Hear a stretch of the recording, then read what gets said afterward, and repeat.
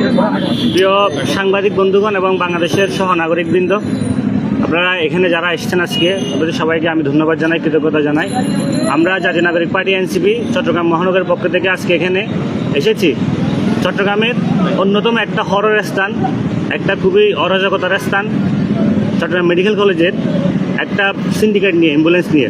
আপনারা জানেন দীর্ঘদিন ধরে এই অ্যাম্বুলেন্স সিন্ডিকেট এইখানে রুগীকে জিম্মি করে, রুগীর আত্মীয় স্বজনদেরকে জিম্মি করে এখানে তারা 3-4 গুণ ভাড়া বেশি আদায় করে, মানুষের পকেট কেটে তারা এই ভাড়া আদায় করে।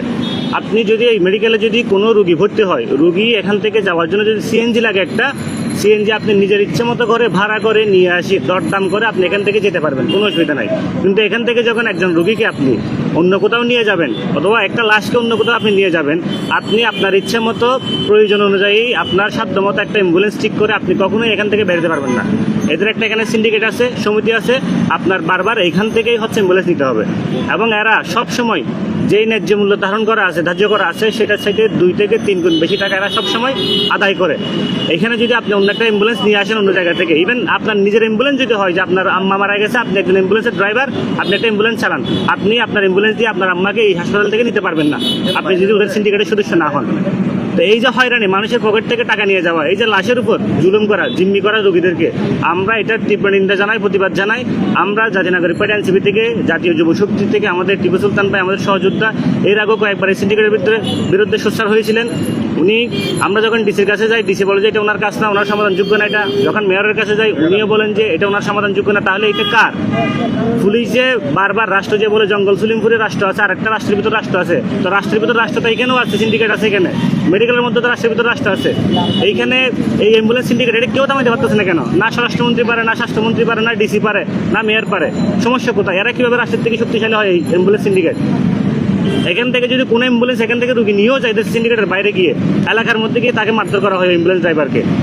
এবং এখানে অনেকগুলো অ্যাম্বুলেন্সের লাইসেন্স নাই, মাইক্রোবাইসার লাইসেন্স দিয়ে তারা অ্যাম্বুলেন্স চালায় এখানে। এই যে শখবাজার মোড়, সেখান থেকে তারা লম্বা করে লাইন ধরে অ্যাম্বুলেন্সগুলো রাখবে, রাখার পরে সারা দিন রাত এখানে বসে বসে জুয়া খেলবে আর ছক্কা খেলা খেলবে বসে বসে। 2 দিন মিলে একটা ভাড়া মারবে, এই ভাড়ার মধ্যে তারা 15 থেকে 20 হাজার টাকা নিয়ে নেবে, যে ভাড়ার দাম 5,000 টাকা শুধুমাত্র। তারা এখানে সিন্ডিকেট করে, জিম্মি করে, অন্য কোনো অ্যাম্বুলেন্স এখানে ঢুকতে দেবে না। ঢুকতে না দিয়ে তারা এই চক্রের সাথে অনেকগুলো রাজনৈতিক নেতা এখানে জড়িত।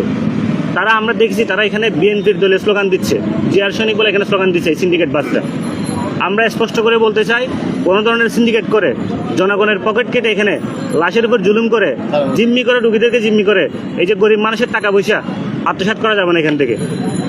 একে তো চিকিৎসা নাই, আপনি এই দেশে জন্মানোর পর থেকে আপনি ভেজাল খাবেন, ভেজাল খাকে আপনি এখানে সিটেং মেডিকেল আসি ভর্তি হবেন, ভর্তি হওয়ার পর আপনাকে এখানে বারান্দার মধ্যে একটা কুত্তার মতো, ভুজির মতো আপনাকে ফেলে রাখবে, কোনো চিকিৎসা নাই।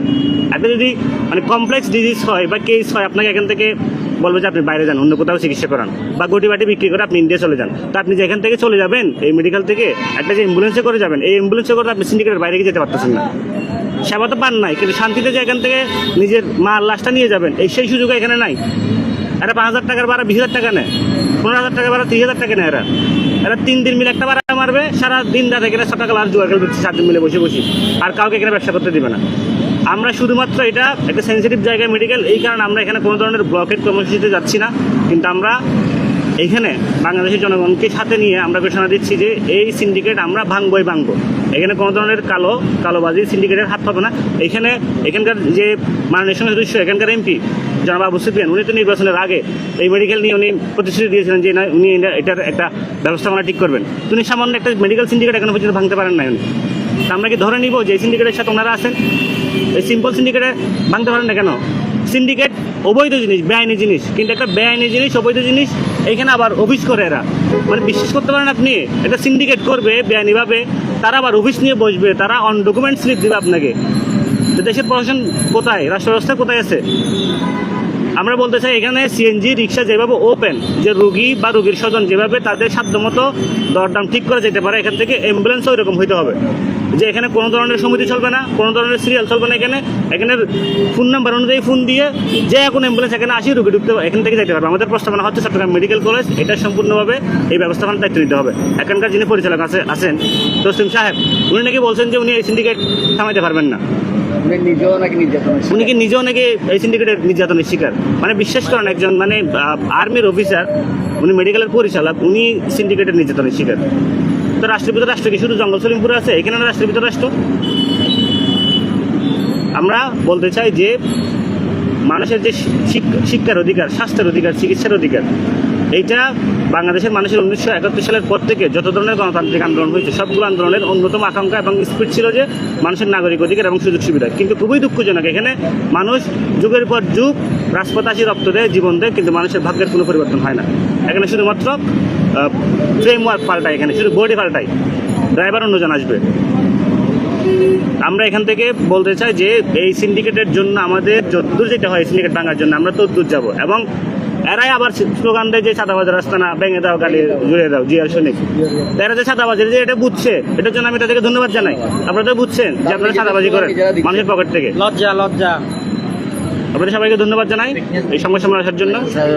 আচ্ছা, আমরা আমরা দেখেছি আপনাদের একজন এনসিপি নেতার উপর হামলা হয়েছে এবং কিল ঘুষি দেওয়া হয়েছে, এই বিষয়ে তিনজনের উপর, হ্যাঁ, খুবই দুঃখজনক যে এখানে পুলিশের সামনে আমাদের সংবাদ সম্মেলনকে তারা বাধাগ্রস্ত করার জন্য, বন্ধ করার জন্য তারা স্লোগান দিয়ে এখানে এসে আমাদের এনসিপি সংগঠনের যুগ্ম সদস্য সচিব জনাব আজগর আলী আশিক এবং আমাদের সহ সাংগঠনিক সম্পাদক আমাদের সাদাত ভাইয়েরও তারা হামলা করেছে এখানে পুলিশের সামনে। আমরা এটা থানায় যাব, আমরা এটা মামলা করব, আমরা এটার জন্য সর্বোচ্চ যদ্দূর করতে হয় আমরা তদ্দূর করবো। আচ্ছা, এই সিন্ডিকেটের পিছনে কি কোনো পুলিশকে দায়ী করছেন কিনা আপনারা? আমার মনে হয় না পুলিশ যাই, তবে এটা নিশ্চিতভাবে এখানে রাজনৈতিক নেতাদের, বিএনপির নেতাদের আমি বলবো যে এখানে যোগ সাজস আছে, তারাই তো ক্ষমতায়, সব তো তাদের, ডিসি তাদের, পুলিশ তাদের, ওসি তাদের, পরিচালক তাদের, তো তারা এটা বন্ধ করতে পারে না কেন? এতগুলো এমপি আছে, এত গলাবাজি নির্বাচনের আগে, হ্যান করেঙ্গে ত্যান করেঙ্গে, তো এখন একটা সিন্ডিকেট ভাঙতে পারেন না আপনারা? গরিব মানুষের পকেট কেটে কেটে অ্যাম্বুলেন্স সিন্ডিকেট 5,000-10,000 টাকা নিয়ে যায় এখান থেকে, 5,000 টাকা পরে তারা 15,000 টাকা দাবি করে নিয়ে যায়। আপনি বাইরে থেকে একটা অ্যাম্বুলেন্স এখানে আনতে পারবেন না। যদি ভুলও আনেন তারা এলাকায় গিয়ে মারে, সিন্ডিকেট ধরে গিয়ে মারে, নতুন বিচ আটকায় মারে তাদেরকে। এবং এই অ্যাম্বুলেন্সগুলো তাদের সিন্ডিকেটের বাইরে যেহেতু আপনি অ্যাম্বুলেন্স দিতে পারবেন না, তাদের অ্যাম্বুলেন্সের ফিটনেস নাই, তাদের আসার ব্যবহার ঠিক নেই, রোগীর সাথে যে তারা কী ধরনের ব্যবহার করে। আমাদের পরবর্তী কর্মসূচি আমরা স্মারকলিপি দেবো ডিসি বরাবর, আবার আমরা মেয়রের সাথে বসবো, উনি যেহেতু এখানকার সভাপতি। যদি এই সফট প্রোগ্রামের মাধ্যমে কাজ না হয়, আমরা চট্টগ্রামের যে সচেতন নাগরিক বৃন্দ যারা আছেন তাদেরকে সাথে নিয়ে আমরা ব্লকের থেকে শুরু করে সমস্ত কর্মসূচিতে আমরা যাব এবং এই সিন্ডিকেটের শেষ আমরা দেখে নেব ইনশাআল্লাহ।